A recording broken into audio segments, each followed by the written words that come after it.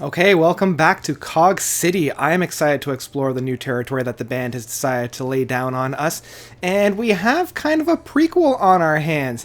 And prequels I always find are a little bit of a mixed grab bag if they work or if they don't, but you know what? Let's save all that for the review and let's dive into it. I'm the one that takes you home. The Clockwork Prologue by Gandalf's Fist. So, the Clockwork Prologue is the follow-up to the Clockwork Fable, which came out in 2016 from Gandalf's Fist. And Gandalf's Fist is a really interesting kind of neo-retro prog group that I've been following for a little bit now. I really fell in love with them with The Forest of the Fae, released in 2014. Really dug the sounds on that. And then they blew every single one of my expectations that they had with the Clockwork Fable. It's one of the biggest concept albums I've really encountered, which is really saying something in terms of a narrative scope, in terms of a narrative story. I love the subterranean steampunk atmosphere to this. Neo pulp noir-esque kind of an idea of it. I love the setting and I love the atmosphere that the band created with the Clockwork Fable. So when I found out that they were doing the Clockwork Prologue, boy was I excited about it. But I did kind of approach it with a grain of salt. I do know with prequels, they can kind of be hit and miss. Like we have seen within our media, a number of prequels and a number of kind of world-building sequels that don't quite add anything to the story. Luckily, what we find on the Clockwork Prologue, we don't really have too much of that. Like, I think the boys just love the environment that they created so much that they decided to revisit it, explore a little bit more, expand on some of the things that they had already built. And that's really what we find on here. The story does set in motion much of what we find within A Clockwork Fable. We do have some of the returning characters of the Tinker, Eve, the boy, the staple characters from the first one. There are a few other returning characters coming in, but there's also a number of like first-time characters as well. My favorite actually of being the Clockmaker. Kind of saddened that she's only really in for a little bit of a cameo, just to kind of set a few things in motion. And I do like this clockwork portion of it because we really didn't have too much clockwork steampunk aspect like we did within the peripheries and within like the backgrounds of the environment, but we really didn't have anything forefront, and I felt like the Clockmaker really had that. And I also loved the song that kind of goes about with that. So that leads me really well into the overall structure of the album. I mean, if you've heard the Clockwork Fable, it's the same structure. We have a spoken word, a radio play, kind of running through the entire album, and then songs to kind of really punctuate and bring about the emotional context. And my favorite song by far is that the Clockmaker track that's about almost 13 minutes long. I love all the different interplays that this song has, how it builds, how it kind of goes into this jam session, and how it builds back up again. Each movement of this song just blew me away. I mean, the vocal work and the spoken presentation of Carrie Farish, the passion that she has, that rocker attitude without being completely over the top was just... I kept coming back to this song and I kept repeating this song over and over again. And man, these guys can really rock. Like, jeez. The second last track off of the first disc, because this album's only a double discer, unlike the Clockwork Fable, which is like 3 discs. This one stripped back a little bit by being a double disc. And Blackening is such a fantastic rocking track. It really brought me back to, say, like a Deep Purple from the 70s, like Speed King or Space Truckin'.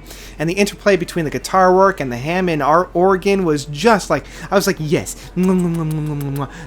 So good. And yeah, it's driven. We've got that driven force. We have that rocking attitude, which really blends very well to this Clockwork Fable, this steampunk atmosphere. And the other one that does this really well is The Leader of Men, the third last track off of the second album.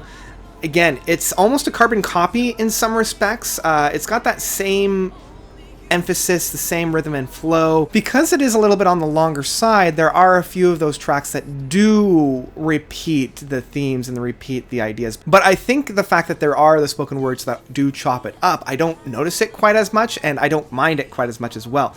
And all the songs aren't necessarily complete rocker in sense as well. Like, for example, the track Solar Huntress, the 5th track off the first album, is much more of that singer-songwriter. It still has the big production of a big rock song, song, but it doesn't like beat you over the head with like this grand scale thing. It's a lot more oomph. And it does take a time for a little bit of a folk fun.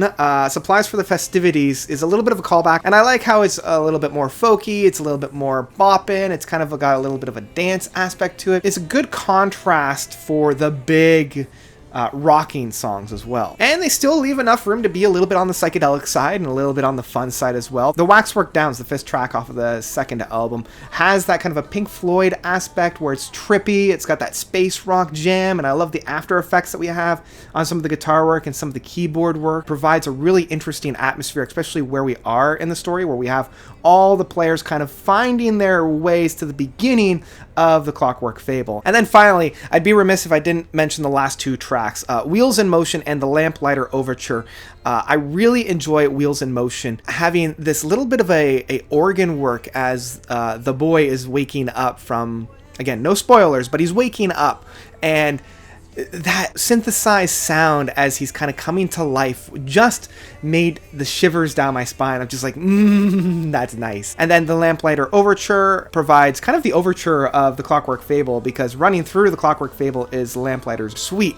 And this presents a lot of those themes, a lot of those aspects, because throughout the album, and this was something as I was listening to it for the first couple of times, throughout the album, I was surprised that we didn't have any callbacks musically or thematically. We had callbacks through the story, but we didn't have any callbacks to the music for the Clockwork Fable. And I was wondering, I'm like, wow, they're really putting a new spin on a lot of these tracks. They don't reuse any of the themes that I really liked from the Clockwork Fable, but I kind of like that because they could have leaned really heavily on those, but they instead they decided to create completely new music, and I applaud that. They left all that for the Lamplighter Overture, and damn, this is tasty. They rejuvenize and reuse a lot of those themes very, very well. It's the last song, which opens up the curtains perfectly for the Clockwork Fable. So overall, if you can't tell, I love this album. For a prequel, I think it did exactly what it was supposed to do, which was set pieces in motion and build upon the world as we know. There's a few new territories that we find, and the music that's presented around it is really well done. I love that they were able to blend the rocking attitude with the kind of boppy folk atmosphere that we had within the past, as well as bringing it down and making it much more of a personal story in the end. So all those factors created a beautiful album. I would have no problem picking this up in physical format. So yeah, that's about it for the Clockwork Prologue by Gandalf's Fist. What did you guys think? It's coming out in a couple of weeks, I think. So once you have it, let me know what you think about it, and let me know of your own thoughts by commenting down below. Thank you guys so much for watching. As always, you guys are definitely the best. And until next time, notes out. Count the cost.